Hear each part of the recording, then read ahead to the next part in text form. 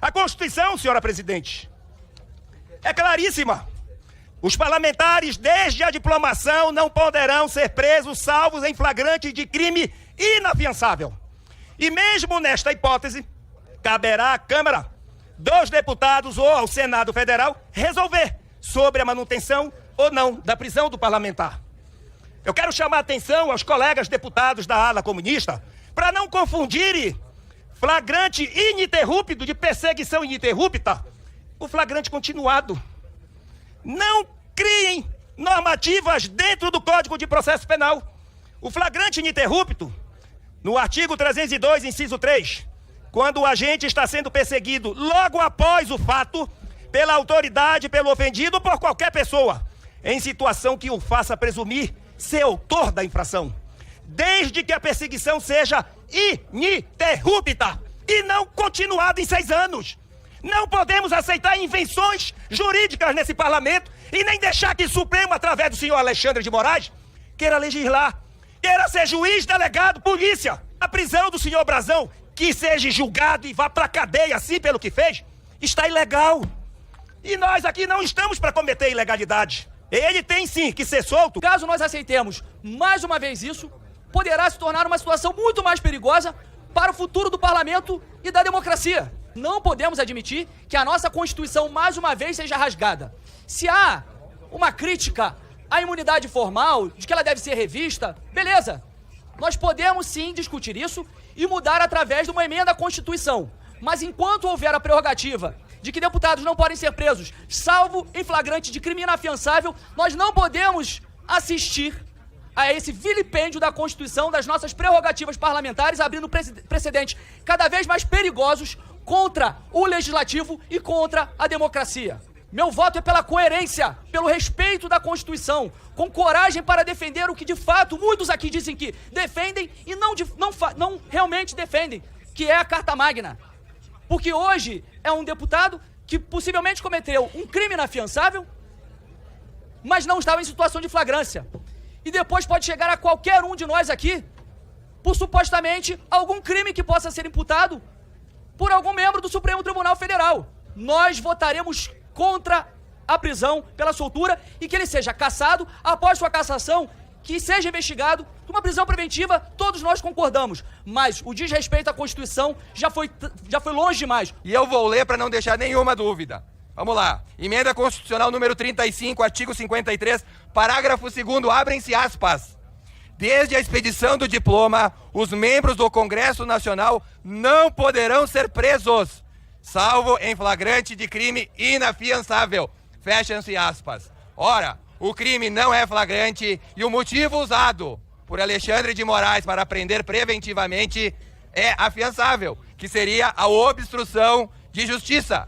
É um crime afiançável. Ou seja, esta prisão é inconstitucional. A imunidade nunca é absoluta. Isso desde o início da década de 80, o Supremo Tribunal Federal fixou um entendimento de que quem se licencia do cargo não pode invocar imunidade material para se proteger de eventuais acusações criminais. A imunidade visa proteger a atividade parlamentar e não o indivíduo. Então, depois da Constituição de 88, esse mesmo entendimento foi ratificado. Ora, Chiquinho Brazão pediu exoneração para, evidentemente, buscar a proteção que ele está tentando manter aqui, com aval de quem quer que seja, espero que pouquíssimos ou nenhum. Isso é desvio de finalidade. Eticamente, ele já perdeu a imunidade. Pela postura, nesse caso específico, saiu rapidinho de uma secretaria, boa de votos, boa de curral eleitoral, boa para fazer sua ação com vistas até a reeleição do clã inteiro, para escudar-se de um eventual decreto prisional. Já aconteceu há 6 anos, como se isso diminuísse a gravidade do mal feito. Pelo contrário, 6 anos sem solução aprofunda a gravidade da execução. Teve um colega que fez uma brincadeira, e eu gosto de relações amáveis, afáveis, dizendo, cuidado, pau que dá em Chiquinho pode dar em Chico. Se der nessas condições, é impossível pela minha trajetória de vida. Eu quero que se mantenha a minha prisão e venha uma condenação pesada se eu for acusado e com elementos robustos de criminalidade. Segundo, revogação da prisão do deputado. É um grave erro ético político, vou encerrar, é um suicídio da credibilidade da Câmara e falta de quórum, por algum motivo não ter 257 votos para isso, é aval à política de morte, da barbárie, da eliminação física do oponente, é o assassinato da democracia.